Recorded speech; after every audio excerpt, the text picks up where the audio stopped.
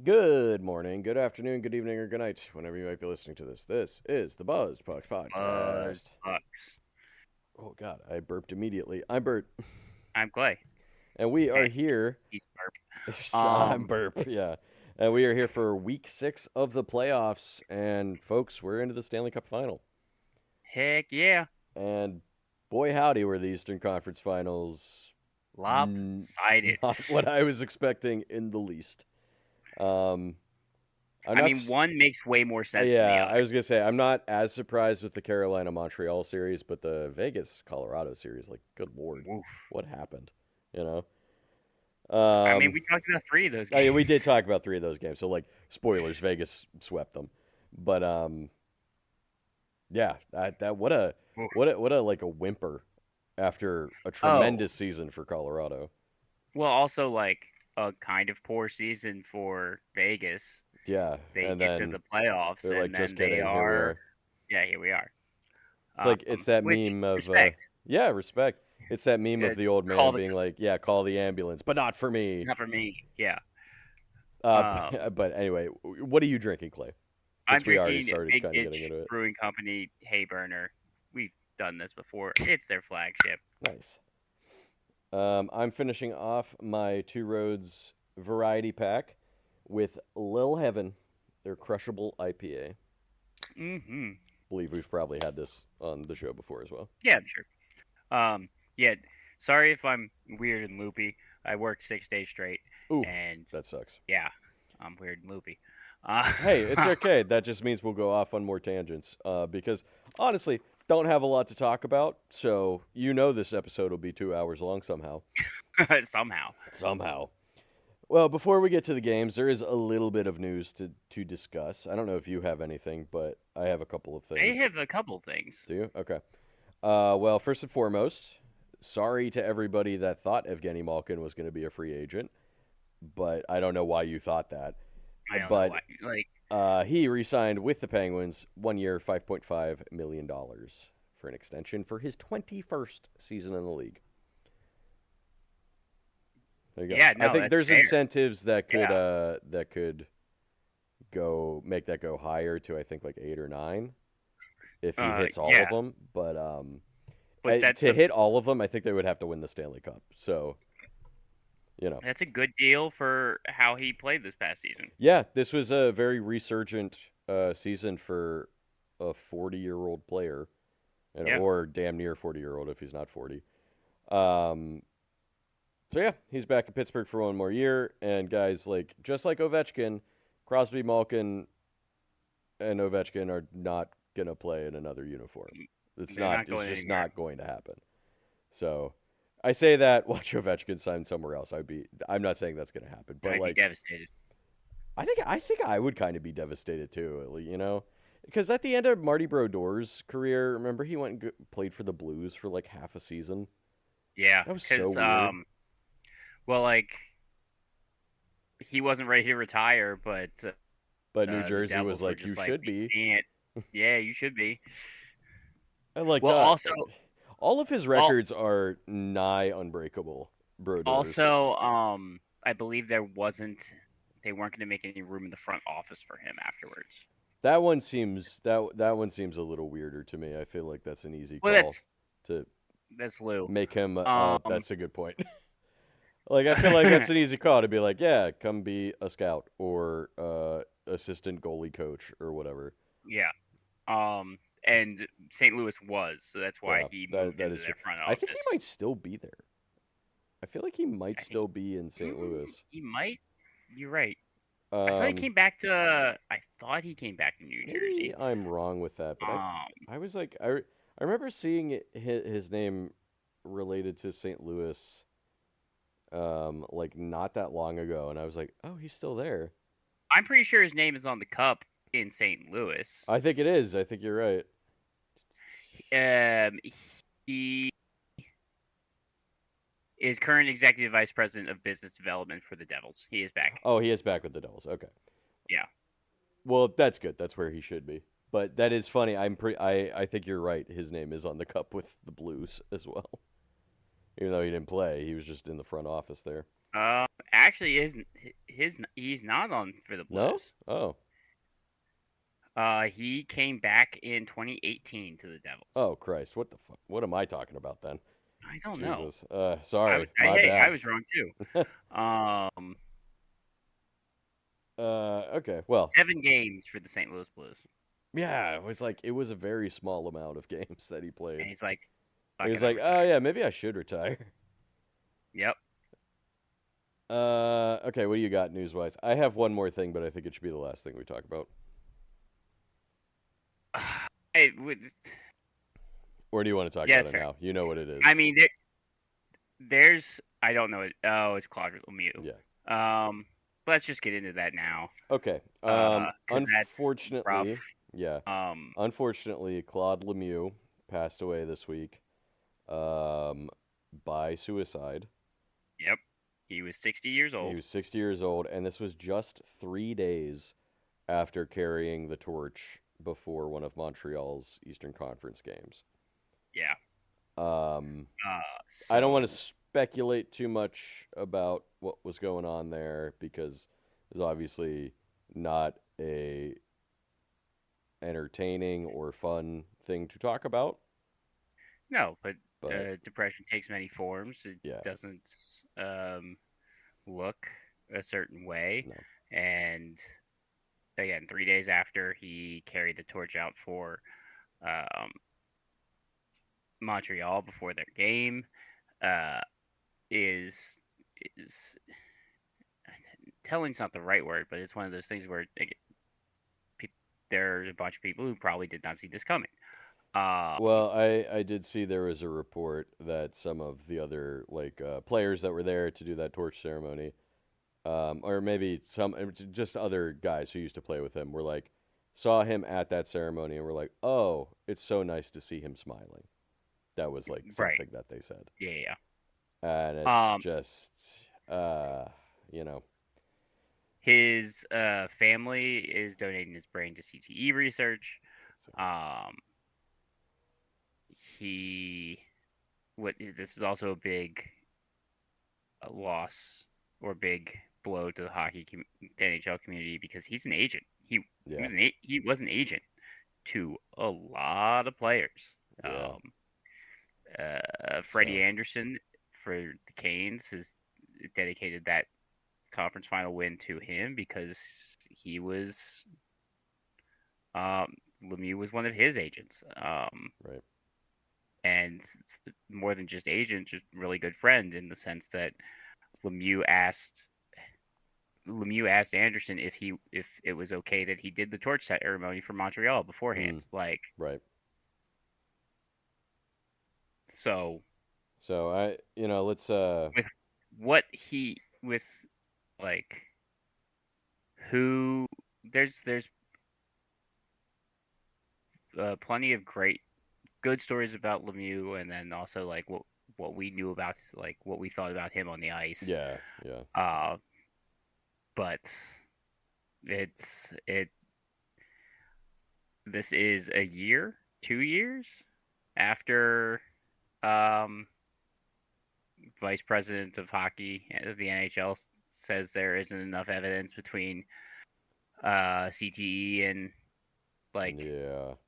head contact or whatever. It's So like, really not. I what do wish you? all of the sports took concussions seriously. Well, You know what's the ironic, NFL takes it the most seriously out of between the two, which which is is not that not great. serious. Yeah. You know what's ironic is that professional wrestling, which is like a sport in name only, right? Because everything is not real. The results are not Right. real. They are They athletes. take concussions extremely seriously because of stuff like this has happened to so many wrestlers in the past that Benoit. yes, Benoit is Yeah, probably no, the chief like is probably the chief example of it. you take That it seriously after a Benoit. that situation, obviously, this is a terrible situation. That situation was insane, and we shouldn't even speak about it really. But Vince McMahon, who is one of the worst people that has ever existed, took Right. concussions extremely seriously, especially after the Chris Benoit situation. Yeah. So like even now, like I watch pro wrestling still. When a guy gets a concussion, they're like, "Well, he's obviously not going to wrestle for a couple of weeks." Yeah. And it's like, "Damn, it would be nice if the real sports, quote unquote, cared about their athletes as much as pro wrestling does." And pro Korea wrestling on like, the board, on the floor, on the boards. Like yeah. that's So, he you know, shouldn't have been playing. let It's such a great moment and such a great call, yeah, but Paul Korea should not have been on the he ice. should not have been on the ice. He doesn't remember playing that game. So, suffice to say, let's move on with Yeah. this So thoughts to his family, his yes. friends. I hope his family does well, and if anybody out there that is listening to this, if you need help, go seek help. It Hmm. is not a sign of weakness to seek help. Just Nope. know that, please. Okay. What other news do you have? All right, my stuff is more. It's Vegas being weird. Yeah, yeah, let's get into something fun. Vegas being weird. I It's like it. Vegas. Vegas is being weird. Like pick a lane because they're being I think they should just fully lean into being the bad guys they because they're should already they're doing it they're just they're naturally. well they're toying with it. They're Yeah, just like, are we they really should gonna be the just do bad it. guy? Just be the bad guy Just be the because heel. It's there's fine. Kelly McCrimmon says Cassidy issue is news because the Oilers leaked it. What? I mean, What? okay, What? okay. Um. I mean, Also, again, technically Vegas is not doing anything wrong in that situation, in but what world would the Oilers have been the one to leak this information? It makes them look bad because they yeah. hadn't fired Knobloch yet. Oh, that's also true. Yeah, it would make them look terrible for doing It's that. most likely It's probably Cassidy's agent doing it. it, it wasn't Cassidy because like they don't necessarily have to like No, talk to him. yeah. So it's Cassidy's. It was either Cassidy's agent or it was Vegas to make the Oilers look bad, and it backfired. What a petty. If it was Vegas, what a petty thing for Vegas to do. Yeah, it was petty to make the Oilers look bad. It was petty for Cassidy to be like go stuff it. Yeah. Um, and Yeah. I don't even blame. I agree with Vegas for not Sure. wanting Sure. Cassidy I totally agree. to coach in the division. I totally agree with you on that. It makes perfect sense to not want that to happen. Because like he Cassidy is a pretty good coach. He might be able to like really help the Oilers. Why would Vegas want to give the Oilers that Why would opportunity? they do that? Or the He Kings. To a like lesser with extent he could help the Kings, but because the Kings are not as good. he could do it both. Like Yeah. he could do it both because look at what he did in Boston. Like Hmm. Why would they didn't Vegas want him to go to a division rival? they didn't win the cup in Boston, but he broke the record for points in a season. Yeah. Yep. Like He actually might be one of the reasons that Trent Frederick got the contract that he got from the Oilers. absolutely. I saw, oh my God, I saw a comment a couple of weeks ago that was And like he Bruce comes to Cassidy could Vegas. unlock Trent Frederick. And it's like, unlock what? Okay, go ahead. Geek goes to Vegas. um, Oh, wins a cup in he Vegas. wins after a year. Yeah. Like, why are you going to do that to the like? Why potentially give the Oilers That, yeah. when the Oilers only have 1 year left of McDavid? Hmm. Don't let that be the year they win it, or Yeah, don't let that be the year that makes McDavid want to stay. 100% agree. Now, this might Like, be different if like Toronto was like, "Hey, can we talk to Cassidy?" Vegas might be like, "Yeah, okay." In that situation, right? They might give like Toronto or an exactly. Eastern team or something the opportunity to talk to Cassidy, but I totally Just understand not blocking in the him. division. Yeah, from in division. He's got a no compete clause in his contract that he doesn't have to. They don't have to let him play this next year. Yeah, Um, and he gets $4.5 million. Oh no, he's so poor. yeah, Shut up. Well, Uh, honestly, Bruce Cassidy hasn't said much in this situation. He's been like, he whatever. has said he wants to talk to teams, and Sure, he sure, but that he's not like, man, fuck Vegas, kind of thing. right. Um, I mean, he might not, that might break something like some rule if he did Yeah. that, but who cares? Yeah. Let's talk about Worlds. Oh, sure, yeah. Let's talk about Worlds. Uh, Finland. Finland wins gold. Finland wins gold. 1-0 overtime win. Uh, It's Scored by Konstas Helenus. Saber. Saber. Um, Yes. and what's rough for Jesus Christ, Switzerland. This is their third straight Worlds finals. Mm-hmm. They have only conceded 3 goals Oh, in those in those finals, Worlds and finals, they just can't score. and they have 3 silvers. My God, 3 straight years of 1-0 final losses is nuts. Yes. Yep. But I even like, and this is sad to say, but like the bigger story from it is that Canada did not medal. That was next. Norway wins bronze. Yeah, what was it, 2-1 in overtime against Canada? 2-1 overtime. Yes. Or 3-2. Or 3-2. Yeah.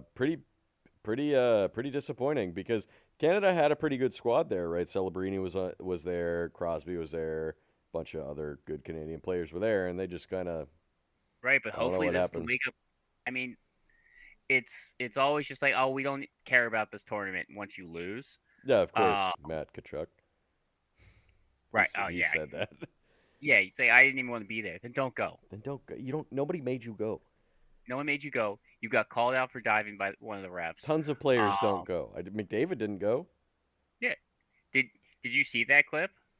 Yeah. So the refs. You're better than that. Just call him for embellishment, please. Just. I don't know. Saying on a hot mic, "You're better than that" is almost worse than calling it for embellishment. It's not even a hot mic. It's a recording. Or it was, it was like recording. And they turned that shit in. Yeah, you're better. It's pretty than funny. That. It was a pretty funny clip. That was in the game where Canada spanked the U.S. 4-0. Yeah. U.S. had a pretty poor performance, although they didn't really send a particularly good squad to Worlds. Like Tkachuk was there, but like Worlds like, is like a hodgepodge of players. But I look, I didn't watch that tournament for a second. No. Well, it's always in Europe somewhere, I'm pretty sure. So, like, the times of the games are really odd for us. It would be like 11 in the morning or really late at night or something. So, but I like that it is like it can be a hodgepodge of players. Yeah, I mean, it's kind of as Matthew Tkachuk alluded to, it's kind of the consolation prize for either not making it to the playoffs in the NHL or getting knocked out early in the playoffs in the NHL. So, yeah, it is what it is. It's unfortunate that tournament is scheduled when it is, but But also, like, it is seen as like in Europe, it's Europe's tournament, and it's part of the triple gold. It is part of the triple gold. It's the Stanley Cup, Olympic gold, and World gold. Which, I mean, a bunch of players have done it at this point, and coaches, but yes, it's a club to be in, quote unquote club to be in. And the fact that Sidney Crosby is only 1 Worlds away from getting a double, triple, gold for having a triple double in it's pretty nuts. But Evan Bouchard got injured in the Canada-US game. I did gotta bring that up. He took a brutal hit to the head from Ryan Lindgren. I did see get 5 in a game. I did see Stan Bowman came out in the media the next day or a couple days later and was like, "I've talked to Evan. It's not as bad as everybody feared it to be." But he was out for the rest of the tournament. Regardless. But also, like, it's not as bad as everyone feared it to be. Again, downplaying Yeah. downplaying concussions because he got Sure. knocked the fuck out. To be fair, in this situation, he did not play again in the tournament, so Yeah. that I is the mean, there's best a course great of chance he'll action. be. There is a great chance that he'll be back for next season because of the long rest, but he Yeah. needs that long rest. Yeah, yeah, Um. Pretty So disappointing international hockey season for Canada. it's a Not really disappointing, not and that's kind of why I medaling, wanted to bring yeah, it up. not medaling at You get Worlds, silver silver at the at the Olympics Olympics. against the Other United States. other countries in Europe are catching up Yes. to the U.S. and Canada, Oh yeah. and Canada is too Set set stubborn, set in their ways. arrogant Yeah. Arrogant is a good way to say it, yeah. to see that because Yeah. I we mean, already know Finland's that right there. Sweden's always been right there. Finland wins Finland wins gold like because all the they have. time in the Well, Finland IHF. wins because they have Barkov this tournament. Oh yeah, he was back for this. Yeah. I think Finland wins Olympic gold if Barkov plays. May very well. Yeah. Cuz they had a Um, really good showing. they had a really good showing. They took Canada to the brink And in the then they semifinal got round. bronze, didn't they? Didn't They Finland get got bronze? bronze. Yep. So yeah, I mean, Finland could have I well think beaten Canada in the semifinal. They were if close, like Barkov you was said. there. If Barkov was there, yeah, that might have been the difference. And with Barkov, they could have they if you could beat Canada, you could beat the United States too. I would put Canada Absolutely. and the United States on the same level at least at this Hmm. Olympics. Um, But we already talk about how Canada is lagging when it comes to goalies, not so just far again, behind with goalies at this not point. just against U.S. but against the No, world. They are against every falling other behind. country, They every are other falling behind. major hockey country. Like even Russia still not allowed at these things, but when they Especially Russia. eventually, I'm sure they will get back in it eventually, right? When they get their shit together as like a whenever they get their shit back together, I'm sure I mean, Russia will be back. you can argue that we should totally be banned from Yeah, international events. it Uh, totally makes sense yeah, to argue that as well. yeah. But in either But direction, once Russia we is don't have back, a state we don't have a state doping system. true. That's another reason they got banned. That's one of the that I think that's the actual reason that they're still It's the banned. biggest reason. Yeah, Yeah. that's the biggest reason.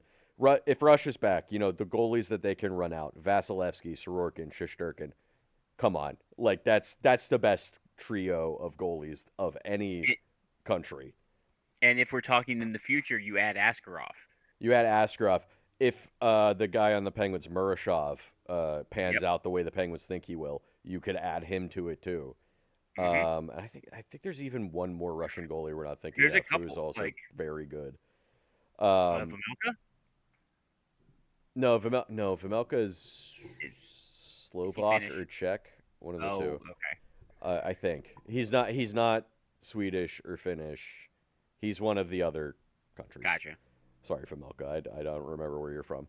Um, but then on top of that, you look at the United States, Ottinger, Swayman, Hellebuck. Hellebuck. Well, Hellebuck, I doubt will be at the next Olympics because he'll be like 40 something. Yeah, yeah. But like, there's other American goalies that can go. You know, Yeah. I uh, mean, Dustin Wolf might be there. Wolf, Accord, Decord. Yeah, uh, that was the other one I was trying to think of. guy, other guys that could probably develop. Yeah, and then Sweden usually has very good goalies too. They had Gustafsson, they had Wallstead. Wallstead looks like a stud goalie. Markstrom, Allmark, Markstrom, like Allmark, yeah, those guys historically. I mean, USA also has Demko when he's not injured. yeah, Demko as Um, well. And then Finland's got Saros and you know Anunin. Anunen, Uh, yeah. So we don't have to keep naming no, goalies, but um, Canada's got what Binnington. He plays well at international play, but like I don't really trust Binnington ever. no. I mean, Logan Thompson. Yeah, Logan Thompson, Um, pretty good. They chose not to take him for some reason, but they took him. They just didn't play him. oh right, wait, who was the other one they took? Aiden Hill. No, they took Camper. in either direction. These are like mid-level goalies. Yeah. Logan Thompson looks like he might ascend to higher heights, but like the other And Kemper's ones, also above average. Like they they're have above above average. average. They're above average, but they're not as good compared to They're not. everyone else. Yeah, they don't have an elite. Mm-mm. Not anymore. Not since Carey Price, well, is I'm sure officially retired now. But losing Carey Yeah. Price, like you lost Brodeur, you lost Yeah. Fleury, you lost Waugh. These are all obviously older goalies, but they used to have big time, big star goaltenders, but now they Yep. just don't right now. And I don't know why Hockey Canada doesn't seem to want to Well, get kids to play goalie, I well, guess. goalie is the most expensive. It's the most expensive Oh, I guess that's fair. position because the equipment. Yeah, Hockey's already becoming too expensive, and they also train all of the goalies the same. It's the right. system that they train goalies is the problem. They they kind of suppress individual talent to play a system. Right. And like you look back at the the legendary Canadian goalies of the recent past, guy like Fleury, guy like Luongo, Price, Brodeur, Watt, they all played very differently. Yeah, And it's so I think that's a recent development that they're like, no, everybody has to play like Brodeur, you know? it's like a they churn it out like a factory type deal, Yeah. So I and it don't know. doesn't. Maybe it'll start shifting, but Hockey Canada, just like the NHL, has a bunch of dinosaurs running it Mhm. that don't want to change and will And actively regress maybe not themselves. meddling here can be a wake up. It probably won't be, Probably but won't be. I think more the losing out on gold to the United States might be more of a wake up to them yeah. than they almost won that game. If Nathan McKinnon hits an empty net, they win that game. But Man, if it wasn't for Hellebuck, they win that game. yeah, true. So Um, anyway, any more news? I don't know how we got what do I over got? here. Oh, we were talking about Worlds. Kitchener Rangers win their third Memorial Cup. Okay. Uh, Memorial Cup. Brendan Gallagher No, no. is Yeah, yeah Memorial Cup. yeah. Sorry. I was trying to Uh, remember what league that was. Brendan Gallagher confirms his time with the Habs is over. He's got a modified no trade clause, and he's got 1 year left on his contract. So, but he So realizes yeah, he's getting traded. Um, I mean he's like the last remnant of the last time that they were good. You know what I yeah, mean? because he's like hell. He's getting like he was very much a glue guy, but he's getting like healthy scratched just because there are other guys who are Well, and better. injuries have really Yes, wrecked hampered his career. wrecked this past like 5 years of his career. Let me shoot where you go. Let me go back to Vegas being weird. Because 2 hours ago, Vegas PR staff shut down any questions to Hart about the Hockey Canada court case. Yeah, go figure. Dog. I mean, I do kind of get it from their point of view, like, it's it's but on the other point of view, it's like, no, he should answer those questions. give him some PR training. Like, just give him some PR training. Just like, hey, this was decided in a court case. Like, Yeah, I don't need to keep talking about I this. We direct can you look at to the the court case. filings or whatever. Like, Yeah, again, he was acquitted. It's the whole thing is innocent until proven guilty. He was not proven guilty. yep, Uh, I'm not even saying you have to like him. I still think he's gross. I yeah, think all the guys involved in that super gross. But agree. what they did wasn't criminal. Like, um, I as just do the deemed by a bare court in minimum. Canada. Yeah, Um, like also like it should be on like by the team protecting him. You just seem like cowards. Like yep. make him go out there and say it, Makes and him seem also like a huge coward that he won't go makes out him there and seem like a answer those huge questions. coward. And also, you could also grill him about the free Alberta stuff because Alberta is talking secession from Canada because they're basically But they're like Texas. They just like bring it up every couple of years. They're the Texas of Canada, Yeah. but he was recently caught or took a picture with a fan while he was wearing a Free Alberta T-shirt. Like, Yeah. Well, it's like so that's sort of a similar situation as to Jackson Dart in the NFL, who dog. who like introduced Donald Trump onto whatever rally or stupid event that he was doing, Yeah, and then his teammate Abdul Carter. called him out. Now to be fair, he called him out in public, which Mm-hmm. he probably shouldn't have done. But all of the Nah, stand on your backlash, business. I agree, but like for like a PR standing, They only say shut up and dribble when they don't agree with it. I'm aware that's what I Um, was getting at, because all the backlash that has come out of this is all against Abdul Carter, yeah. because he was like, all he said was, "Man, what are we doing?" Man, That's what do we, literally all he said. I thought this was AI. What are we doing? Yeah. And so like uh I think he had a I think Carter had a great interview. It's like, hey, I'm not talking about it anymore after this, but this is why. yeah. Like, and he stood on business, and that's fair. And look, um, Well, he said in that interview as well, I believe he said, "I stood on what I believe in. Jackson is standing on what staying he with, believes in. We understand that we don't agree, and we're leaving it at that." yeah, And it's like, that's okay, fine. what a very mature adult way to handle it, Yeah, and as long as they like, coming from a football yeah, player too. absolutely. That's Um, and what was it? I saw uh Talib was the football player. Aqib He was Talib. like, yeah, doing an interview. He was just like, yeah, no, we had guys in the locker room who were huge Trump fans and we gave him crap for it. But as long as like we all care about winning, like Yeah, that was secondary. And so like he totally he was actually being like, yeah, this stuff happens. It just normally doesn't happen publicly, and it's not right. like this isn't weird.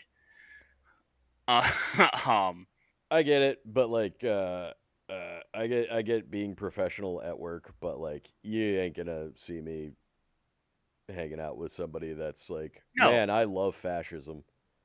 So, absolutely agree. but whatever. I can Yeah, be cordial to that person at work if I need to be, that's and but that's that's where it'll all you end. need. Yeah, And that's where it'll end. considering their coach is the big Trump supporter, Oh yeah, hopefully. I don't, and I believe we've said this before. I don't look to athletes for what I should think morally or politically, No, ever. I stopped doing You that should never long do time that ago. either, dear listener, because I would assume it's going to be the worst and let them surprise you. You know, Well, also like what's that dude Eisen, the Rich commentator? Eisen. Yeah. Yeah, the former quarterback. He's Oh making this no, no, whole no. thing. Boomer Esiason, who Yes, is who you're Boomer talking about. Esiason. Yeah. Um, Rich Eisen's a different football analyst. yeah, Boomer sounds right. He's making this whole thing, but don't forget, he was the one who made Colin Kaepernick a thing. Go figure, huh? Yeah, and Oh, it's don't make sports political unless it's the political things that I like. yeah, Yeah, go figure. yeah, yeah. Go figure. Anyway, Um, wait, any other news? Oh, hold on. I got another thing about maybe Vegas being weird.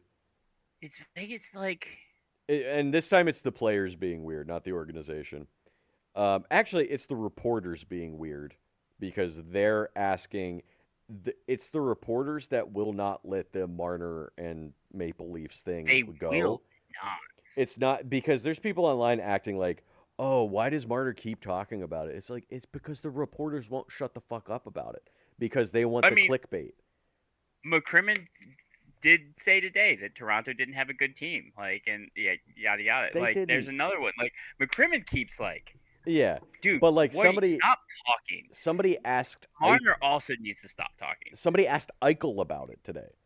And Yes, that is true. Eichel said something along the lines of, if you read the full quote, he said, I'm paraphrasing, but he said something along the lines of, I know he enjoyed his time there, but it seems like there were times where he was treated unfairly by the media.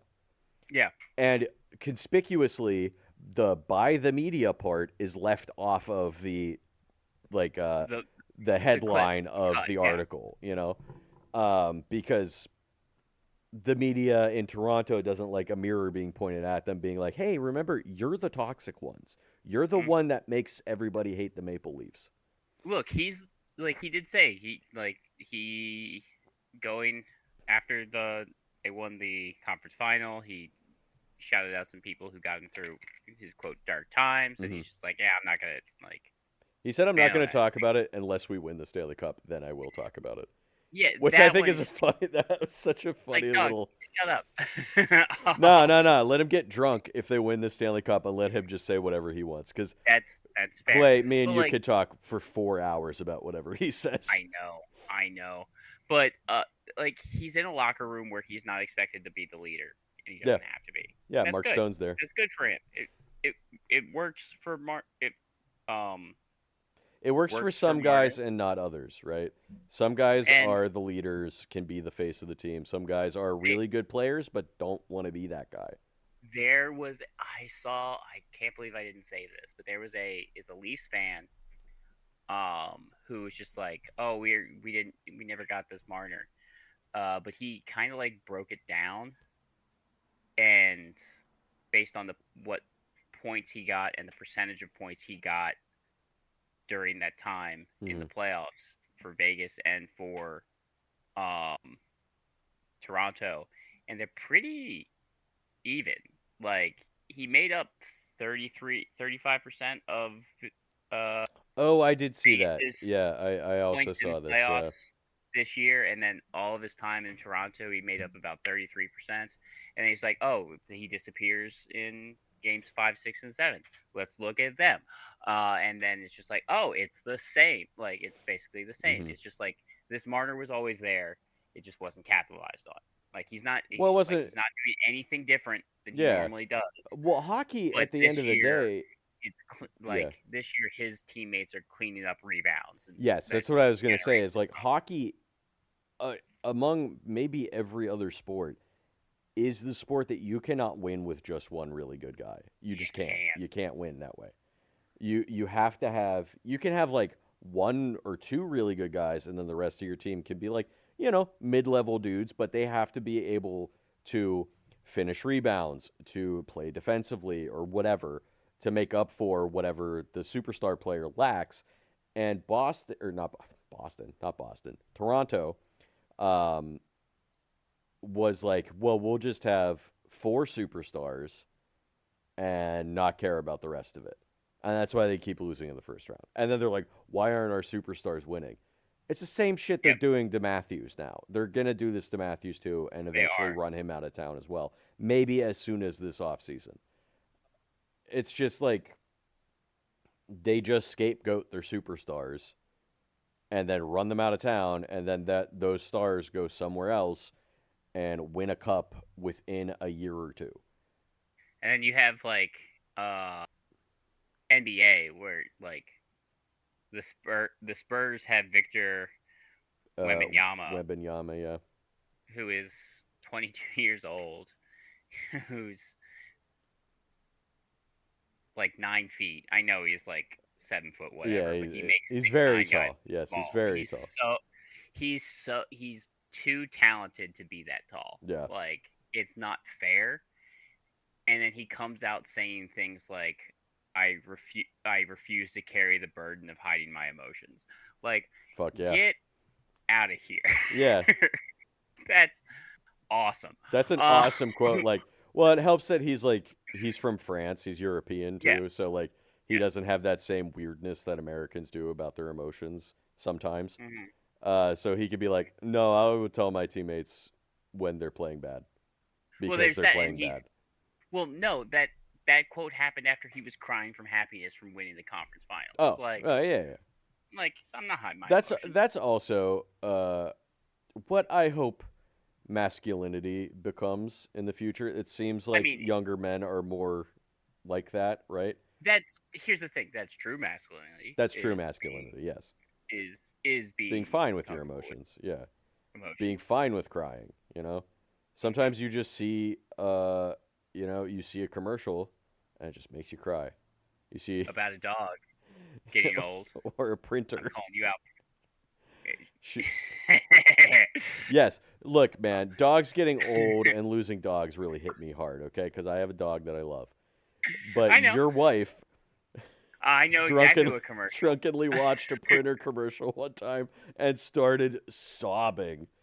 Because I think mostly because she was quite drunk, but um, it was a sad commercial. But she was just like Well, on the floor sobbing. it was basically I wish you could have met your grandfather type Yeah, of yeah, commercial yeah, showing pictures. Um, yeah. So, shout out Jenny.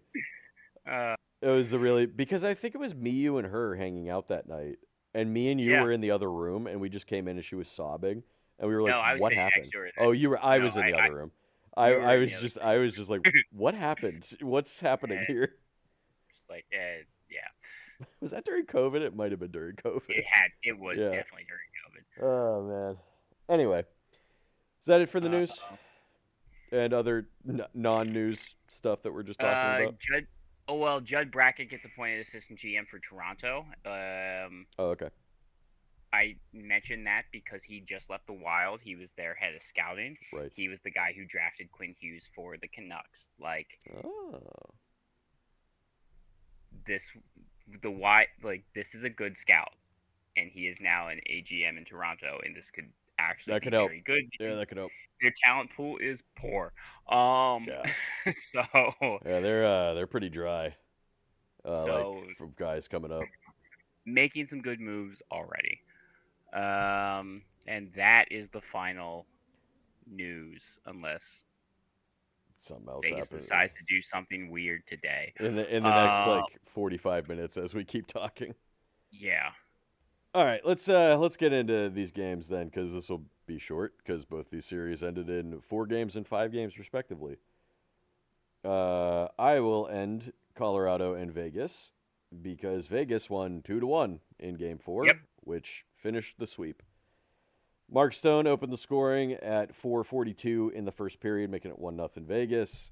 I believe it's Cole Smith made it 2-0, 4:15, yep. 14:15 into the third period, 2-0 Vegas. Landeskog did score at 17:57 into the third, but that was it. No tying goal was to come for Colorado, and that's it. Colorado Vegas sweep. whimpers out Yeah, no, after we maybe historically their best regular season. I'm not sure about that, I would, but it's it close. at least definitely in the last like 15 or 20 years. But Hey, this was only the second time they got past the first round in the McKinnon era. is it really? Um, The other yeah, time is when they won the cup a few yes, the years other times ago. when they won the cup. Yep, Huh? that's it. That's pretty crazy, actually. Oh, that's really actually that is pretty. I guess I didn't realize that First round they're exits not to great Seattle, in the Dallas. playoffs. They are not good in the playoffs. I mean, they were rolling pretty good this year, and then they just imploded against Vegas. They just couldn't It's kind score. of Makar was injured. McKinnon got injured. Nichushkin got injured McKinnon and Nutrition getting injured in Game during 3. Game 3 Yeah, was the death knell. yeah, yeah. But um, But even before McCarr that, I mean, being out is to me no excuse. Like yeah, you said that last week. One guy being out, even though he's like your second best player, is no excuse to lose two it's no games. excuse. It's to look like you guys no are excuse to barely lose two there. games. Yeah. Um. Vegas outshot Colorado 26-21. They outwon them on faceoffs 54.7 to 45.3. Colorado 0 for 1 on the power play. Vegas 0 for 2 on the power play. Colorado 30 hits to Vegas's 29. And Vegas's 14 blocks to Colorado's 11. Mackenzie Blackwood played this game for Colorado, was 24 of 26. And Carter Hart was in net for Vegas, going 20 of 21. Yep. That's it. I That's it for that series. I got some more stats. Sure. Just because I've been doing that. Shots were 125 to Colorado for 102 to Vegas. Difference is um, shot percentage was 5.6 to Colorado, while it was 13.7 to Vegas. Yep.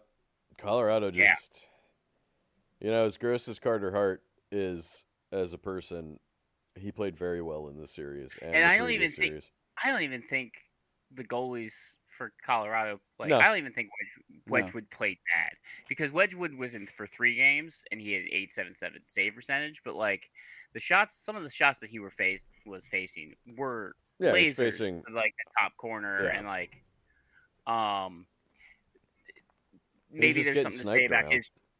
Yeah, he was getting sniped. Maybe there is something to say about some rebound control, but like this isn't on him. The No, entire, not fully. the entire team in front of him caved. They just collapsed, and Um, man, it was just so weird to watch. It was just like, what happened to this team? it was because they could not move through the neutral zone Yeah. because of Vegas' system. Yep. When it comes up to the current, like, the next matchup, I don't think that's going to affect Carolina that much, personally. I hope not, because I don't really want Vegas to win the cup. So I don't want Vegas to win at all. And it's not because of Carter Hart. But no, mine is like they just won. You've been a around couple for years 9 ago. years. This is your 3rd cup. Yeah. Cup finals appearance. Get out of here. They just won a few years ago. It's like, you're done. I don't care. Like, get out of here. You're doing Marner all this winning weird it stuff. would be hilarious. Yes, Marta winning it would be hilarious, but I don't like. Other than that, get out. Brent Burns was playing like he was 40. Well, like, he is 40. Yeah. Exactly. Like, his age was showing. Like, some of these guys. Yeah. I wonder. Got to the end and ran out of time. Like, ran out of gas. I feel like Brett Burns is going to come back next year to get the Ironman record. Yes. But then I think he's probably going to retire after next year. I mean, he might retire after this year. It depends on how much he cares about that Ironman record. He's a fitness freak, so he does keep his body. Even though he looks like a homeless man from the neck up. He looks like a homeless man. He is a fitness freak. And there's a good chance he comes back because he's chasing the cup. That's why he came to Colorado. True. He's one of those guys that's never won a cup. Penalty minutes were 34 to 24 in favor of. Jesus Christ. Vegas only had 24 penalty minutes. Colorado had 34. I mean, it's only 4 games, but still. I mean, we're getting to a point where it's just like we're not calling anything unless we have to. Wedgwood was 64 for 73, which is an 877. Mackenzie Blackwood, you said 24 for 26, but that's a 923 save percentage. Should be good enough to win a game. Yeah, he only gave up 2 goals. They couldn't score 3? Like, come on. Yeah, come on.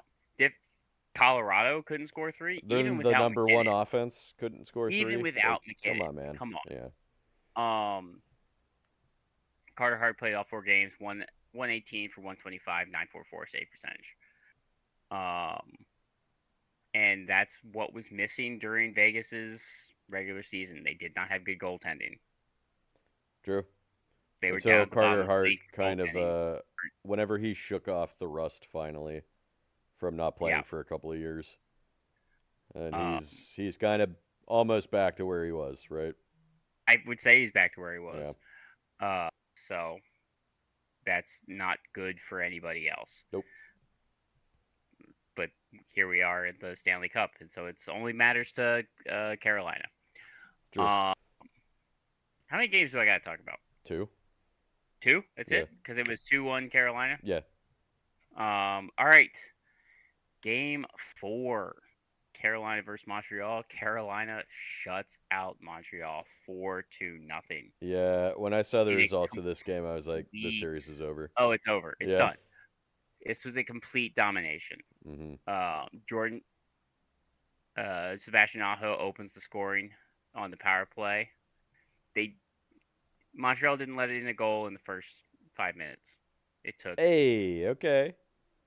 15 minutes. That's good for them. But between minute 15 and 18, they let in 3. Sebastian Aho on the power play. Jordan Stahl scores even strength, and then Logan Stankoven scores. Old man Stahl at this point. his 8th goal of the playoffs to make it 3-0 in the first period. No goals in the second. Svechnikov scores an empty net goal to make it 4-0 in a complete smothering of Montreal. Yeah. Carolina, 44 shots to Montreal's 18. Yep. Montreal, unfortunately, is in this series is playing right into Carolina's game, which we saw a bunch in the regular season, where they would have shot totals like this. It would be Yes. 40-15 or something like that. I think that to me the main, before we get into the last game, because this series was a gentleman's sweep. Mm-hmm. You lose the first game and then you sweep. Yep. Um, I was shook by that first game too, because didn't Montreal win like 6-3 or something like that? 6-2, something like Yeah, that. I was like, dang, okay, Montreal, they're coming to play, and then they just got just Then the like rust, pillow smothered the rest of the the rest of rust the came off. series. I mean, there were 3-2 overtime games Yeah, after that, but then but 4-0, and then the last game, and the and last then the game was last not game is close 6-1. either. Yeah, It's not close even a little bit. The shots were a little bit closer, but game 5, the final game, Taylor Hall scores 9 minutes in. hold on, were you gonna say something before we went into this game? I I interrupted was, you. but I'll just do it afterwards. Okay. Stankoven scores his 9th goal, making it 2-0, and then Eric Robinson scores his 3rd goal of the playoffs to make it 3-0 in the first period. Second period is Jackson Blake, 7 minutes played. Then Gostisbehere on the power play at 18 minutes played. Cole Caulfield breaks up the shutout, and then Seth Jarvis makes it 6-1 on the empty net. Shots were 30-24 Carolina.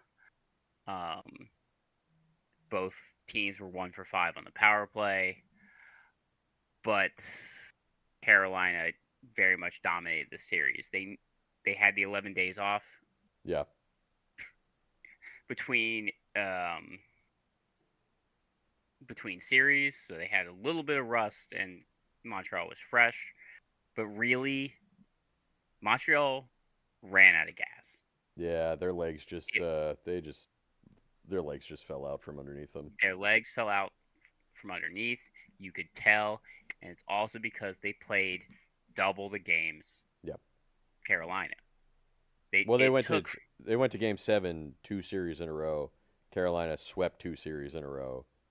So Yep. like, but also they played the most games that they possibly could. Carolina played the least games they possibly could. Also, the amount of overtimes that Carolina or Montreal needed, as well. They had 1 or 2 games like in the Buffalo series that went to only 1 game that went to overtime in the Buffalo series, and that was Game 7. But I believe 4 of the 7 games in the Tampa Bay series went to overtime. I think you're right in that, yeah. And that was a super hard-fought series, while Carolina only had 1 or 2 overtime, maybe 3 total overtime games in the 8 games leading up to the Stanley Cup Finals. So I would say Montreal, like periods played, Montreal doubled what Carolina played, and it showed. And it's being a homer for a second. It's unfortunate because like I think Carolina would beat Buffalo too, just again with the amount of games played and legs tired and stuff like that. But I think Buffalo would have put on a little bit better showing, maybe in 6 games instead of 5. Right. Well, being a homer, I think the Penguins weirdly match up pretty well against Carolina. May have still even been a sweep, honestly, but I think those games might have been closer because the Penguins definitely beat them at least one time in the regular season, and they had 2 6-5 overtime games between the two of them. So I don't know, but Carolina, hey, they're the class of the East, clearly. You know, they were already the best team in the East. They proved it on their way to the finals. Shots 167 for Carolina to 89 for Montreal. Oh my God. Now, Was it the last 3 games they had sub 20 shots? no, Or did they get 20 shots because in game 4? they got 20 shots in the last game. Okay. They had 24 in the last game. Okay. But 2 But games in a row, Frederick, they had like 15 and 17 or something like that. yes. Frederick Anderson, game 5, 958 save percentage. But where'd it go? Shot percentage wise, Carolina was 11 or 10.6. But Montreal was 12.4. But Okay. But they only had that's 89 because they shots. only had 89 shots. Yeah. Penalty minutes 52 for Carolina and 56 for Montreal. The goalies, Frederick Anderson, played all 5 games. His save percentage is skewed because of the game 1.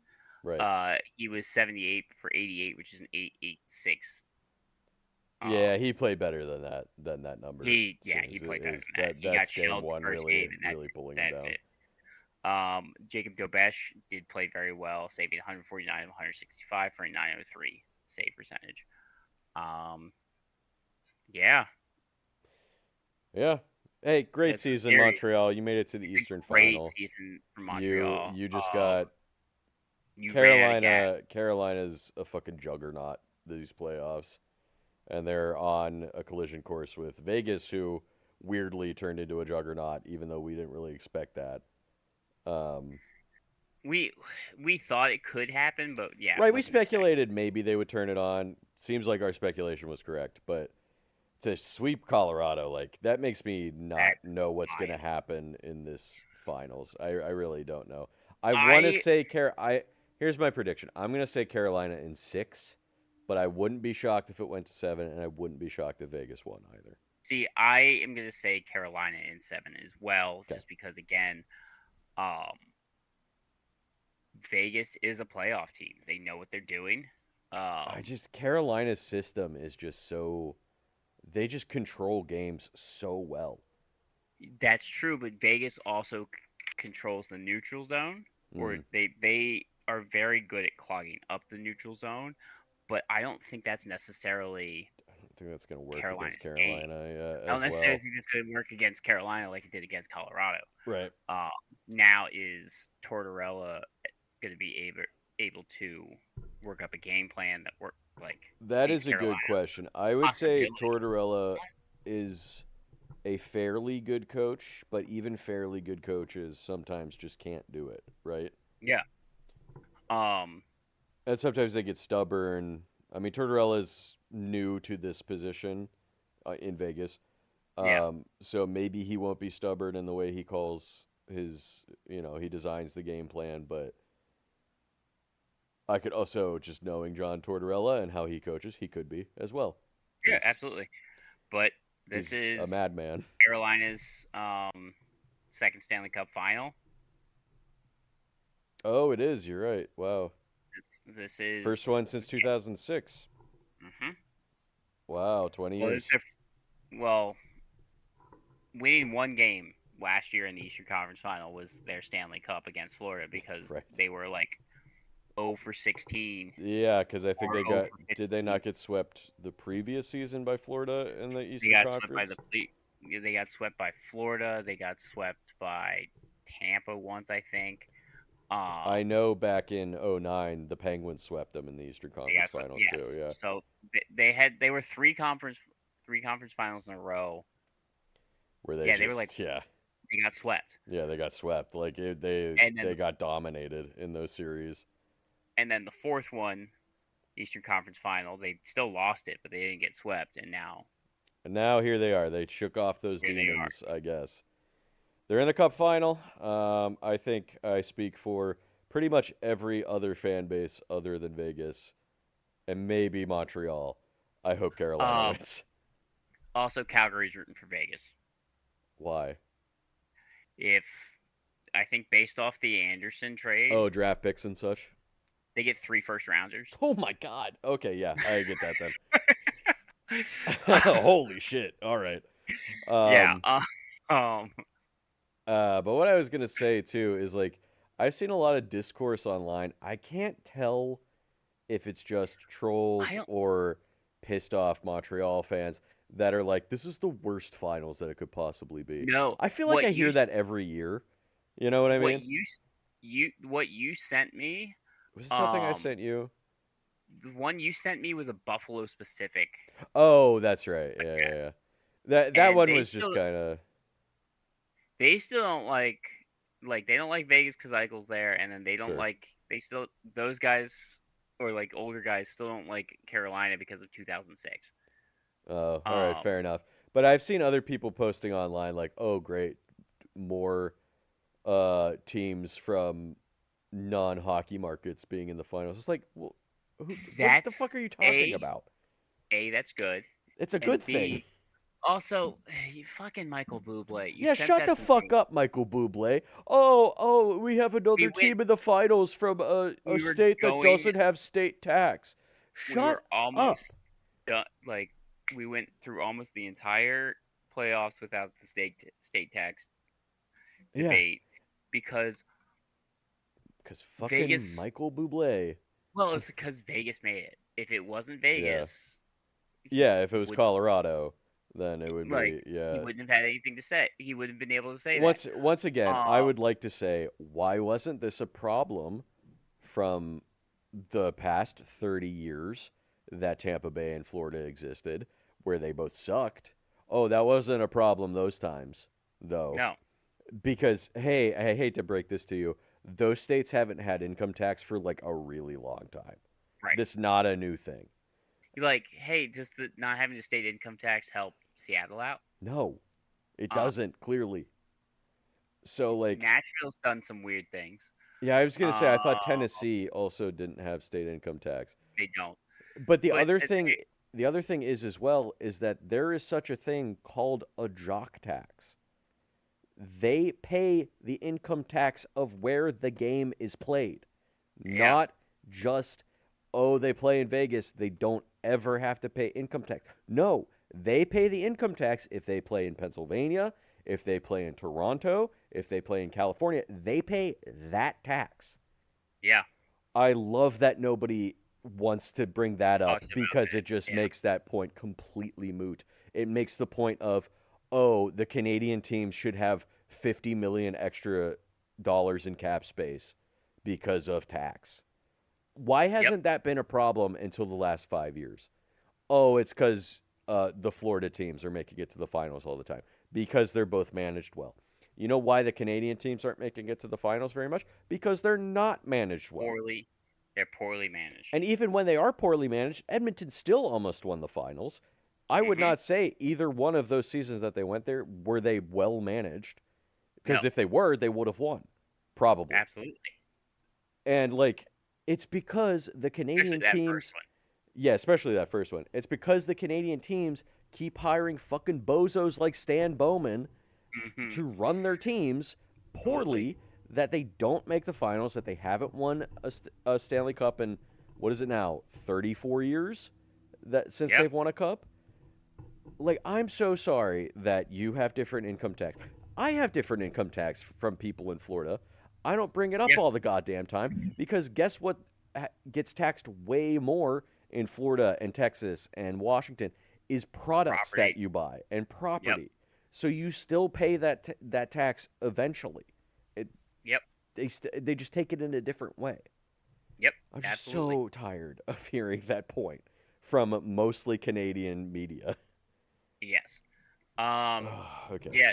And Looking Michael at. Bublé apparently now. Well, I mean, he's a Vancouver fan. Well, he's from Canada, so like I Yeah. get No. it, but He's. I think from the British Columbia area. I think he's a Vancouver fan. So the deals of the Rasmus Anderson trade. oh yeah, They get a 2027 first round pick okay, from Vegas. It's top 10 protected. okay. It's top 10. It moves to 2028. I doubt it'll be top 10, but Right. Um, if Vegas wins the cup in 2026, hmm and 2027 is top 10, it moves to 2029 instead. That's crazy. that is crazy. That is a crazy condition. They have That's such a weird condition to put on there. a really weird Yeah. condition to put on there. 20. They also got a 2028 round two that is conditional. It upgrades to a 2028 first round pick if Vegas wins the Stanley Cup. Oh, that's why. Okay. That's why that condition is on there. Yes. But they also got a first round from Nazem Kadri. Got it. So So that they already have two. that They already have Rasmus two first Anderson round picks. trade could turn into 2 first round picks if Vegas wins. Yes. Yes. Interesting. Yeah. Well, I mean, they get the 2027 or 2029 one regardless, but it could become correct. the 2020. They could also get the 2028 one. Yes. Interesting. Buffalo only has 4 picks in this coming draft. Yeah, That's crazy. there's some teams that have really low amount of picks and some teams that have 12. Like I think the most is like 3 teams that The have most 12 picks. 2 teams that have 12 picks. Is it 2? Okay. Yeah, I I'm know literally looking at it right now. one of them I said last week was St. Louis and Nashville both have 12. yeah, St. Louis and Nashville both have 12 picks in this draft, which is nuts. Let's get some offer sheets going. I'm going to talk about a possible offer sheet candidate. You want to talk about it right now? In the future. You know what? I can do that. I mean, is it one of the teams you're going to talk about today? It's not, unfortunately. Oh, then don't worry about it. We'll talk about it in the future. But let's get to our wrap ups, our season wrap ups. You want to go first? Talk about it now because I mentioned okay. Zach Benson. Let's talk about it now. That's fine. I mentioned Zach Benson because Buffalo has 12 million to work with. Yeah, something like that. Yeah, Tuck is gone. Tuck is 100% gone. You say that, I don't know. He needs to take a super team friendly deal. True. I don't think he should. He should go get paid. Somebody's going to give him a shitload of money in free agency. I feel like it might be the Penguins, honestly. But I'll talk about that more once we get to Buffalo later on. But looking at it right now, because again we've been talking about Vegas so much today. Mm-hmm. Their projected cap space. Yes. Yeah. Their projected cap space is 4.6 million. Yeah, that's not even close to signing Dorofiev. They have 1, 2, 3, 4, 5, 6, 7, 8 UFAs. Dorofiev is their only RFA. Oh man. You offer sheet that motherfucker. If Vegas is gonna be ruthless, you do it. Do it because right back you to can do the second highest level and give up I think a first and a third. If he signs the offer sheet, I don't remember what it is, but that is more than reasonable to get Dorofiev, who is I believe 25 and has 2 near 40 goal seasons under his belt already. He's 25. You are correct. You could make it 5 million, and they can't match it because they don't have the cap space. That one is too easy for them to match and then just trade somebody. That's true. I think you have to go higher. I think you have to go like 8, 9, 10, something in that range. Like maybe that's fair. An overpay for Dorofiev, but like I don't think it is. I don't think it is either because like if you give him like 2x10 for a couple years and he scores 35 to 40 goals both those seasons, that's more than worth it. The problem is this isn't accounting for Petrangelo's 8.8. That is okay. He's LTIR retired. He's not going to play. He's LTIR retired, so they have 12 million to work with. Still, though, that's you said how many? They have 8 UFAs. 8 UFAs. So that's 8 guys that they have to replace somehow. And Akira Schmid as their is an RFA, one of their goalies. But like, yeah, they're in a tough spot. They're in a similar spot to Dallas with Robertson. I don't think anybody's going to offer sheet Robertson because he's going to want, I think, 12, 13 million, something like that. And that's 4 first-round picks. That's a little too dicey, I think.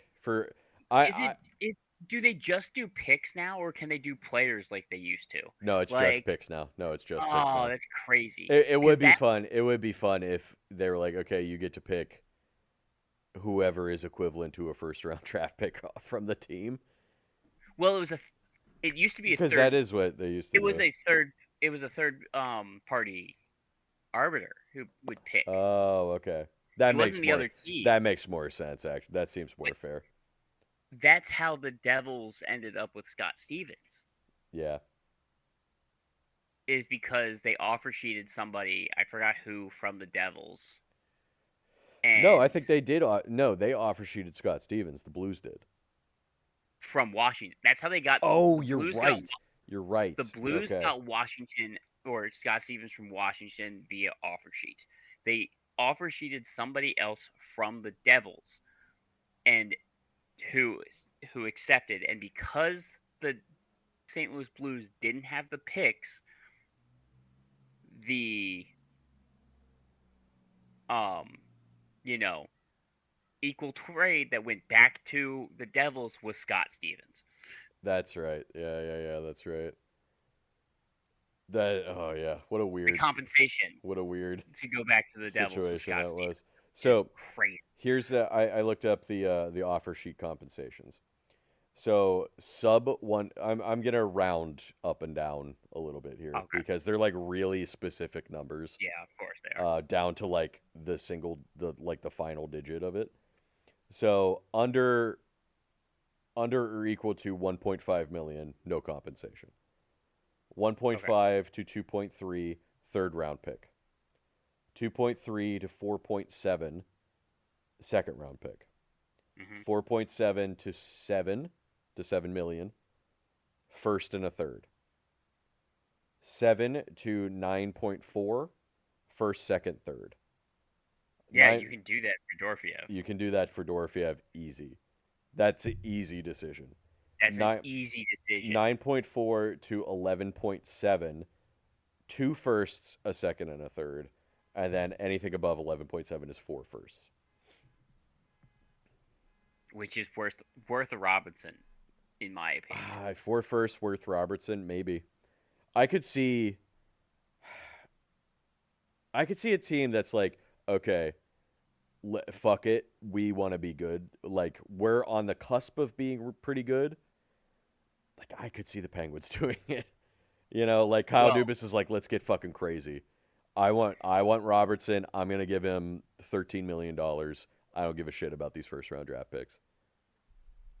let's talk about a team Okay, yeah, right now that's a good lead in. That's a good transition, that can Clay. make some crazy choices, and that is the San Jose Sharks. Ooh, true, true.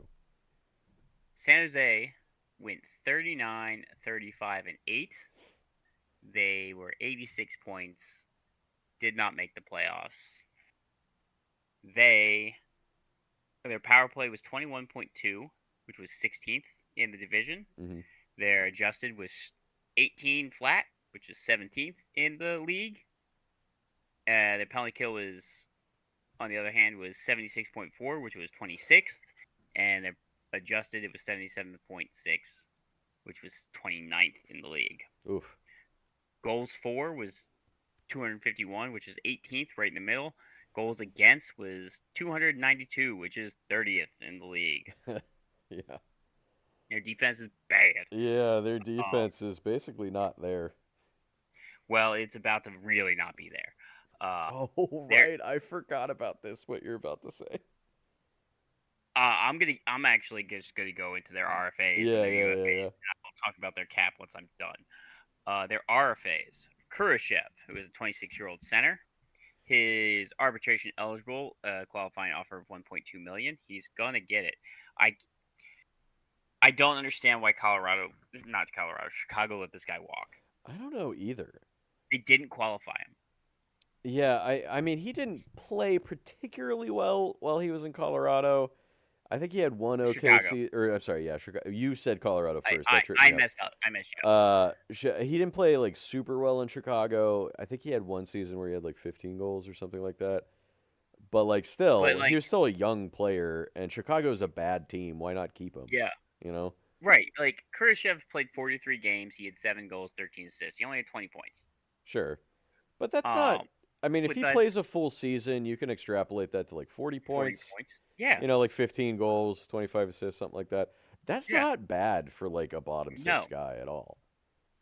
Um, Ostapchuk is another I love that name. RFA. He's 20. Ostapchunk? That's a great name. Ostapchuk. He's a 23-year-old center. His qualifying offer is sub 1 million. He's not arbitration eligible. He played 59 games. He had 4 goals, 3 assists. Um, so like you can bring him back easy. Yeah. Connor Graff, 23-year-old right winger, sub 1 million qualifying offer, but he played 81 games, 21 goals, 25 assists for 46 points. Who the fuck? What? He had 20. This guy that I swear to God I haven't heard of until this moment had 21 goals this year. Absolutely, I mentioned him a couple I of think you times, but did, it's but very like still. yes. Wow, good for him. Yes. Um, he never saw a puck he didn't like to shoot. Sometimes you just need that guy on the team. You just Yeah. need that guy. Like maybe he's not accurate, but like you give him the puck, he's just gonna shoot. Yep. And you just tell him like, go stand here, and you'll be And open, and I'm just gonna pass it to you, and you just shoot. absolutely. And then Muhammad is the 24-year-old defenseman, $1 million qualifying offer, arbitration eligible. He played 50 games, 5 goals, 7 assists, 12 points. Those are your RFAs. Yeah. Your UFAs are Ryan Reeves. Gone. Yes, Don't need 39 him. year old, 39 years old, coming off a 3-year, $1.35 million deal, signed by Toronto. Yep. He played 50 games this year. He had 3 goals. He did break his hand In a at the very end fight, of the right? season. Yeah. Yeah, he's probably done. I could see Reeves just retiring and then going into broadcasting, because Yeah, absolutely. he has like a fun personality. Like he's He pretty does. charismatic, so I think he could do well as a talking head. Um, If not like nationally, then for like a team he used to play for, oh, absolutely. St. Louis or something. Regenda is a 26-year-old winger. He's one of those like UFAs that don't qualify for RFA. Oh yeah. Coming off a $1 million Bettman deal, he played 24 games, 9 goals, 1 assist. Now we're getting to the defensemen, UFAs. Mm-hmm. Nick Leddy, Yep. Honestly, didn't know he was 35-year-old. still in the league. 35-year-old. Remember, he played for Vegas last year. Oh right, yeah. He gave up on the St. Louis Blues because he was on 4x4, and last year he gave up on the Blues, got traded to Vegas. He played 32 games this year, 1 goal, 6 assists. Jonathan Klingberg, 33-year-old right defenseman, won by $4 million, 1 year, $4 million deal. He played 56 games, 10 goals, 17 assists. Descharnais, Oh yeah. 2x2, 53 games, 1 goal, 6 assists. And Mario Ferrero, this guy's, I see them bringing him back. He's their assistant captain. They have enough money. They could definitely bring him back if they want him. Yes. He's 27 years old, coming off a 4x3.25, 82 games played, 7 goals, 16 assists, 23 points. Now, that's 4 defensemen right there. Yep. 4 year 6. UFAs. Their cap space is $40.5 million. Yep. That's a lot. It's a lot of money. Now, Will Smith and Macklin Celebrini are eligible for extensions this year. Right. That's going to be a chunk of cash. But that doesn't eat into this year's cap, but they need to not overload next year's cap. Correct. Yeah. Problem is, the UFA class is crap. Yeah. We've been saying it for weeks. The UFA class is like Alex Tuck and I guess Darren Radish and then a bunch of other guys. Yeah. Bunch of mid to bottom 6 guys at best. Yes. So you have 40 million to work with, and no one to but give there's it to. nothing really good out there. Yeah. Why don't you throw some offer sheets? Yeah, you want to get wild? Let's get wild. Fuck I them think picks. this might be a wild offer sheet. I hope it is because the It, if it's UFAs if it's are not, so like I would be so middling disappointed. Um, because like they have a ton of money, Pittsburgh has a ton of money, like cap space. There's a couple other teams like Chicago I think has a ton of money too. There are teams that have yeah, all this cap space, have draft picks, and are on like the border of being like a better team that they could just be like, fuck it, let's offer sheet some guys and see if we can yeah. hypercharge ourselves into into that next level Um, of a playoff like contender. I'm going based on points right now. Like Yeah. UFA's based on points. The top guy is Darren Radish. Yep. Top, it's Radish, Tuck, Ovechkin for points. It's just let's just knock Ovechkin off of there. Right. He's Then gonna sign in Washington or retire. Those are the two and then options. there's Anthony Mantha. Crazy. He's gonna get so much money and like not play as well next year. Yep. Is what Um, is what I feel like is gonna happen with him. Victor Arvidsson could definitely get some money. Sure, but he's in that category. So is Mantha of like middle six, okay guys, right? Yeah. Like they're solid in their middle six role. Mantha did have Bobby 30 goals this McMahon year, is but gonna get paid. Bobby Jesus. McMahon is the guy that I'm unsure because he almost had 30 goals this year between Toronto and Seattle. Yeah, 29. Yeah. I don't know if he can replicate that or if that's just going to be his best season ever, and he's going to get a big sack of cash and never play that well again. But he's the only guy. He's literally the only guy in the top 20 in points hmm who is under 30. Yeah, that's the other thing too is just like all of the UFAs Oh, are 30 sorry. plus. Rasmus Anderson's there too. Oh, okay, but still, like that's two out of the top. You said 20 that are sub 30. Two, yes, that's That's it. not great. Ah, man. I mean, if I was running San Jose, I would be trying to get defense. That's how you're gonna get better. Well, well, that's the thing. So the other thing crazy that they are apparently open to doing is trading that second pick. I think that's fair if you can get like a solid number one defenseman with it. I You don't think that's trade. a bad thing to do. Well, I sent you Oh, that yeah, from that meme, it was not meme, that reel from the Steve Dangle Dangle. guys. Yeah, yeah, yeah. About Toronto trading their first overall pick to Columbus for Zach Werenski Wierenski and the 14th overall pick or wherever. Or, for the 14th overall. yeah, 14th and Wierenski for the number one overall. Yeah. So, and that's like I actually I agreed with them. They were both super tempted to do it, but they were like, but Wierenski's not gonna fix Toronto, so I'm gonna say no. But Werenski can help fix Wierenski can go a San Jose. long way to fixing San Jose. A long way to fix San Jose. So second overall for Wierenski in the 14th. You take that top defenseman. I would take that. Columbus. Yeah. I would take that Ugh. 100% of the time.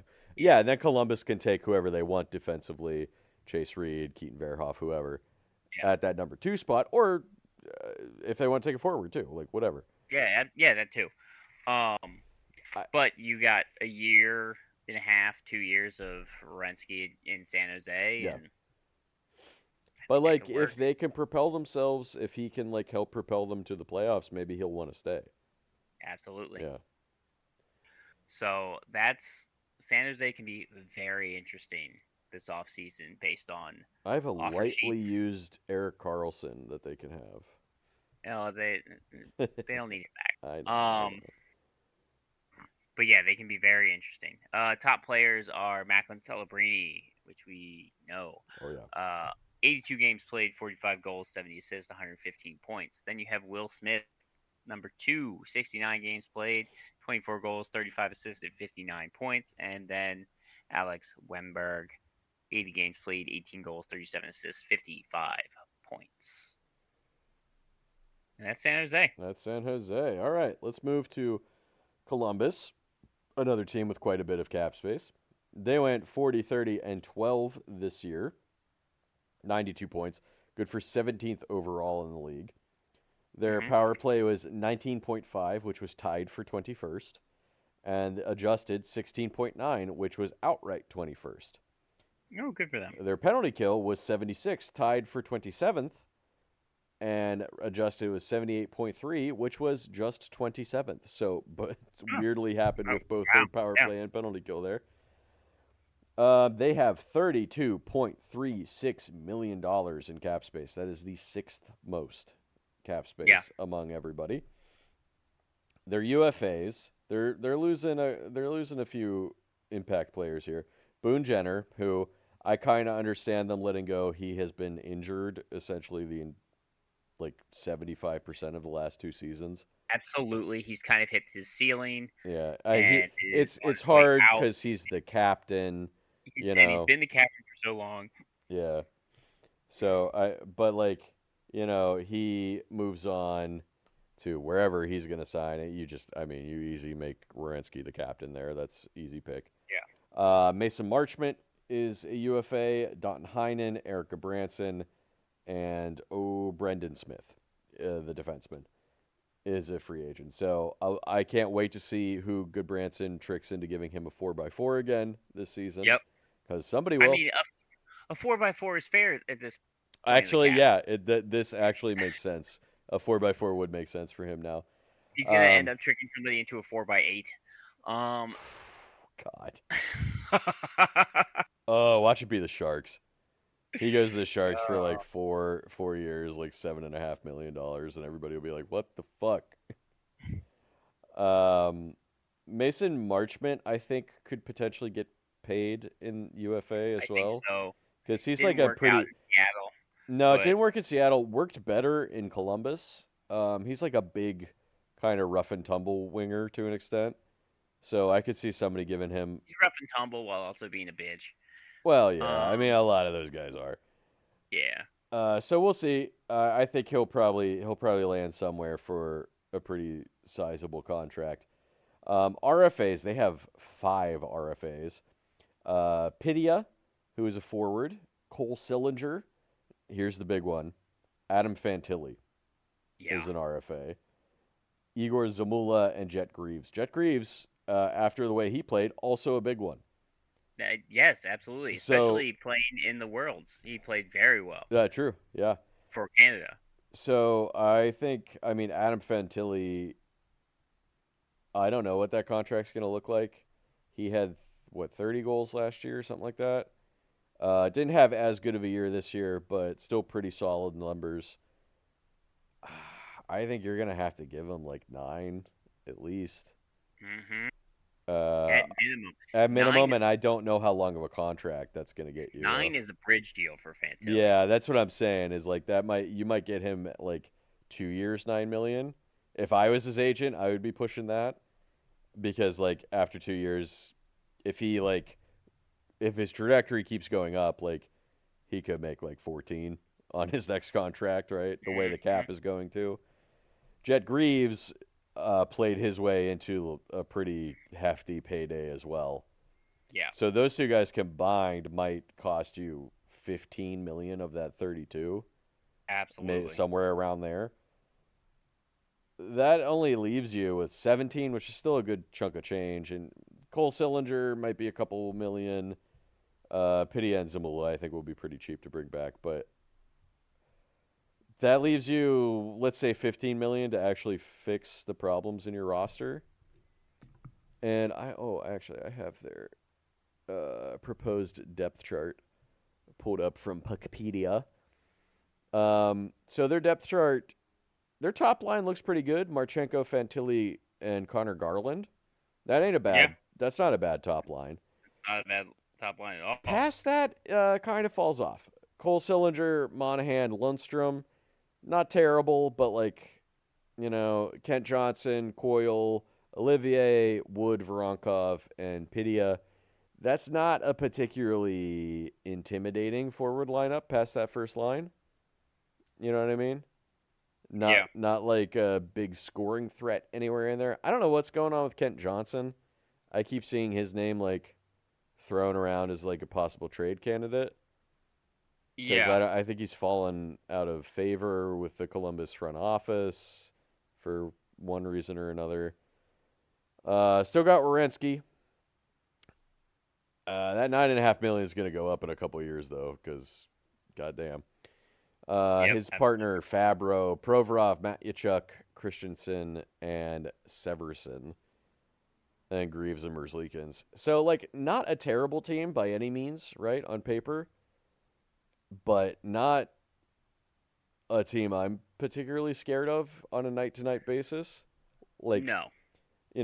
Solidly like 40, 30, and 12 team. It looks like, like just missing the playoffs, kind of middle of the pack. Maybe they'll make the playoffs kind of thing. But I don't know. And again, the UFA class is not great. So there's not, unless you swing some big trades one way or another, there's not really a good way to drastically improve this lineup in the offseason, right? As far as draft picks go, they have their own, which is 14th overall. They have St. Louis is second, Colorado's third, Toronto's fourth, their own fifth, Pittsburgh sixth, and their own seventh. That's got to be up there with the most single draft picks in rounds where it's some other Yeah. team's draft pick and not their own. Yeah, that's Columbus. All right. I'm going to talk about the Ottawa Senators. We're now getting to playoff teams. Yeah, well, not my teams, but your teams. Yeah,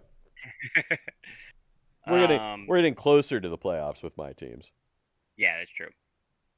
Ottawa Senators, 44, 27, and 11. They were 98 points. They were wild card 2. Their power play was 24th in the league. 8th.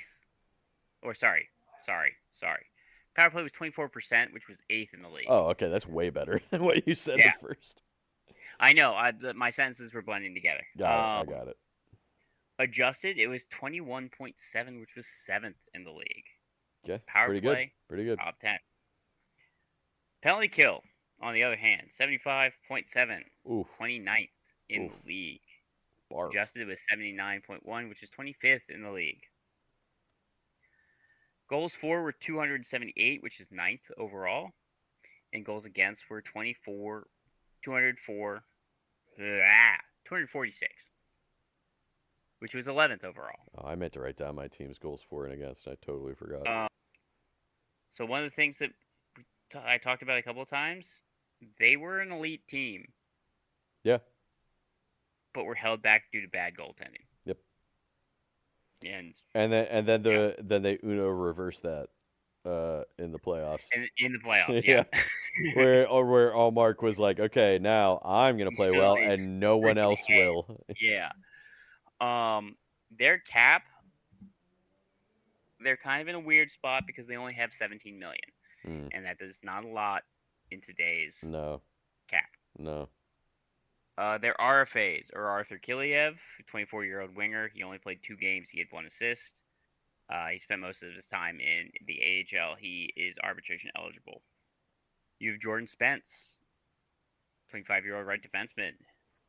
Qualifying offer of 1.7. He is arbitration eligible. I think he might be a chunk of this cap because he played very well, and the right defenseman position is hard to come by in this league now. Yeah. He played 70. Anyway. He played 73 games, 7 goals, 24 assists, 31 points. He is currently the second pairing right defenseman. That's fair. Right behind Sanderson, correct? Yes. Yeah. Now, and then you have Levi Marilainen, the 23-year-old goalie. His qualifying offer is only 1.05.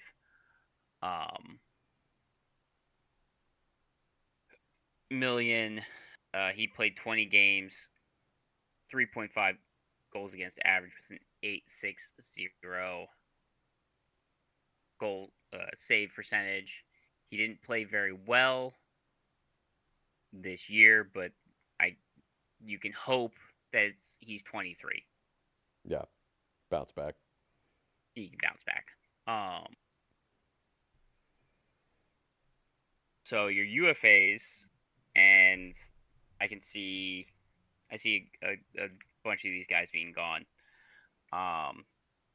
Claude Giroux, 38-year-old winger, says he is not going to retire Okay, I mean, this that year. might depend on what contracts are out there. He's coming off a 1 by 2 million. Oh, okay, so he's already taking cheap contracts. He's already taken cheap contracts. He played 82 games. He had 14 goals and 35 assists for 49 points. I mean, the fact that he played 82 games at 38 For years someone old who will take, is somebody will sign him. I mean, maybe Ottawa will bring him back. um, If he signed cheap, I mean, he's from the Ottawa area, I think. yes, So maybe he'll sign another cheap deal with them. Although um, I think it would be really funny, not that they need him, but it would be so funny if one of the Metro he teams goes to the sign. Capitals. He goes to the Yeah, Capitals. He goes to the Penguins. Goes to a team that the Flyers hate yep. because if he scored on the Flyers while wearing like a Penguins jersey, God, the meltdown would be just hilarious to witness. um, If he went to literally any your of the Metro teams. your Lars Eller, 37-year-old center, Hmm. 1 by 1.25, played 68 games. He got 5 goals, 10 assists. He's a defensive center, but his speed is really taking a hit. He's Yeah, 37. I can see him going back to Europe.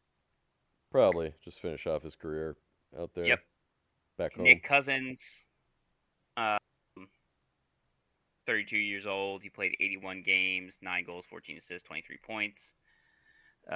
Nick Jensen, 35-year-old defenseman, coming off a 3 by 4, 61 games played, 4 goals, 13 assists, 17 points. But I believe he tore his ACL towards the end Ooh, of the season, which is why it's only at 61 games. Uh, so that's your right. That's a right defenseman hmm, who Spence had to. Spence took his spot after he got injured. gotcha. Um, Gilbert, 29-year-old left defenseman, depth defenseman. He only played 8 games, 1 assist. And then James Reimer, 38-year-old goalie. He wasn't on the team to start the year. He came in just because of how bad others goalies were doing, so they could send Miralainen down. 14 games played, 2.42 goals against average, 886 save percentage. Your top players are Stutzla, 80 games played, 34 goals, 49 assists, 83 points. Jake Batherson, 79 games played, 33 goals, 38 assists, 71 points. And then Dylan Cousins, 82 games played, 28 goals, 31 assists for 59 points. I probably should have put Kachuk in third place because he also had 59 points, but he played 20 less games than Cousins. Gotcha. Well, real quick before we move on, looking at Ottawa's defense, especially their right side, they have Artem Zub as your number one, RD. Spence is your number 2.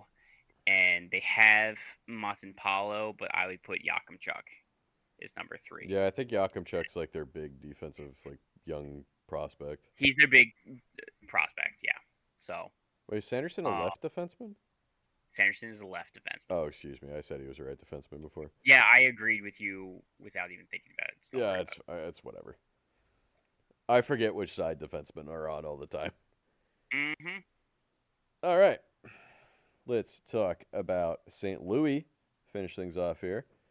They went 37, 33, and 12 this year. That is 86 points. Good for 23rd in the league.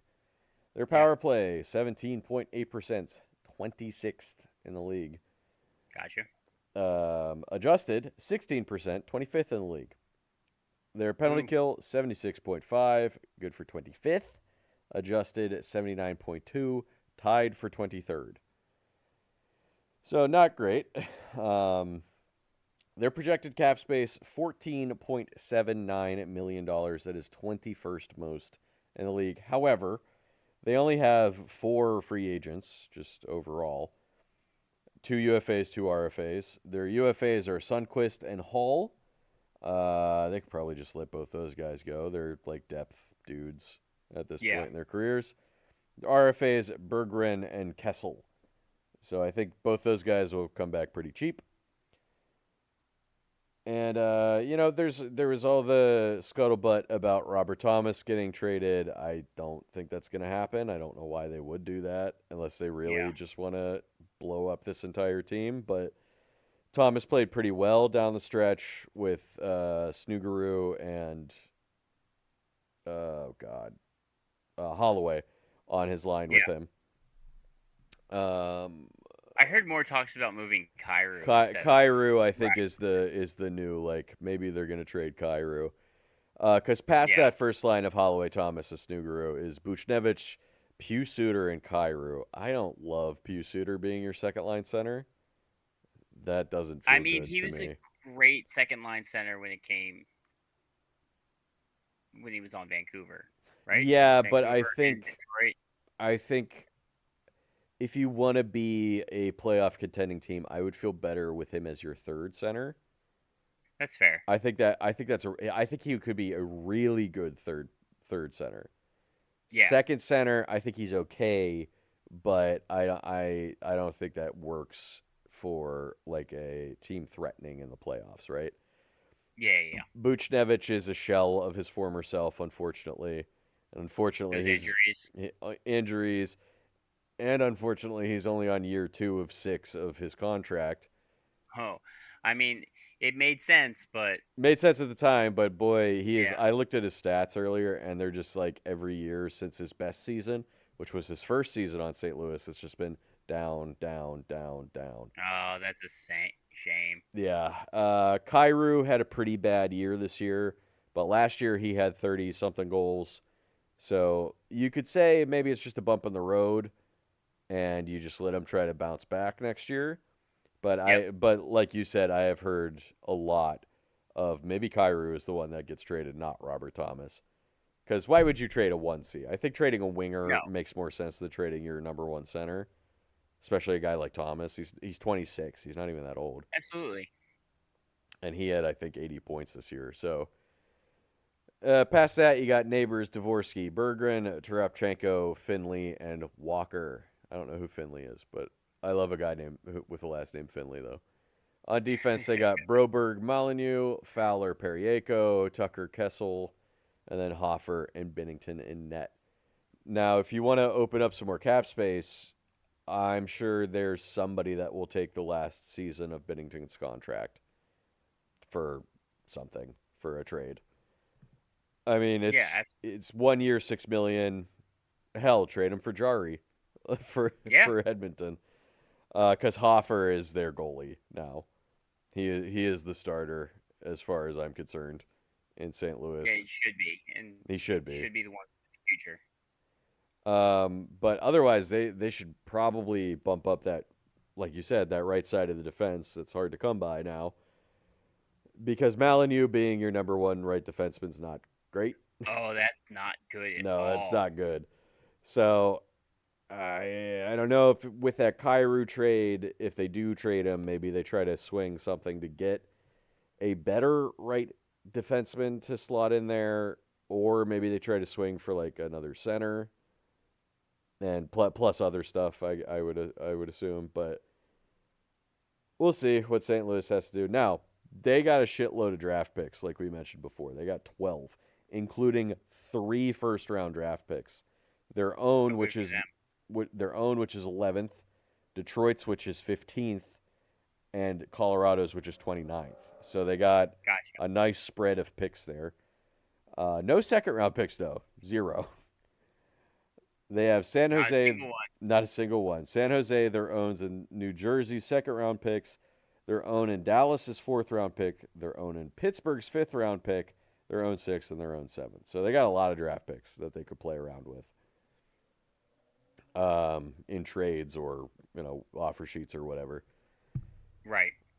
But again, like I know we keep saying this after pretty much every team. I don't know how they improve without doing offer Yeah, I don't know sheets what or they do. trades. So you could get some middle six guys, but that's not gonna like make you a lot better. And I was looking at centers when I was looking at their center depth before, and there's not a lot in the way of centers. Like Bobby McMahon might be your best bet, you know, for Yeah, a center that like works in the same kind of age range as your other star players, but yeah, on paper I feel like St. Louis should be better, right? With Thomas and Cairo, Holloway, Snoogaru's really taking a step forward as their like good young guy.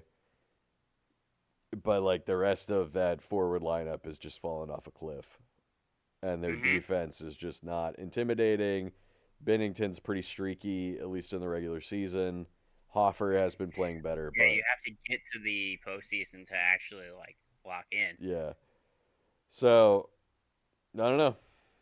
I think this offseason will be interesting because like I feel like all the signings are gonna have to be kind of like chess move signings, right?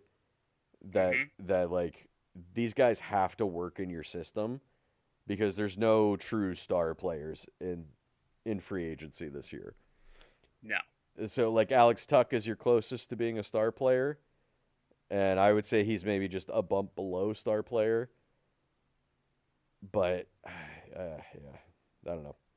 Anyway, thank you guys for listening. As always, look, I said we stretched this out to an hour 45 somehow. Um, thank you guys for listening. As always, we can be found wherever podcasts are found. Give us a rate, review, subscribe wherever applicable, and we will. I'll preface this by saying we might be back next week. Clay is going to be out of town, so we might not be able to record. So if we are not back next week, the following week we will definitely be back. The Stanley Cup Yeah, will be absolutely. over by that point if we skip Yeah. next week, and then we'll do 4 wrap-up teams. We'll make it up to you guys if we miss next Yeah. week, but we can always be found at the same puck time. Same puck place. Goodbye. Bye bye.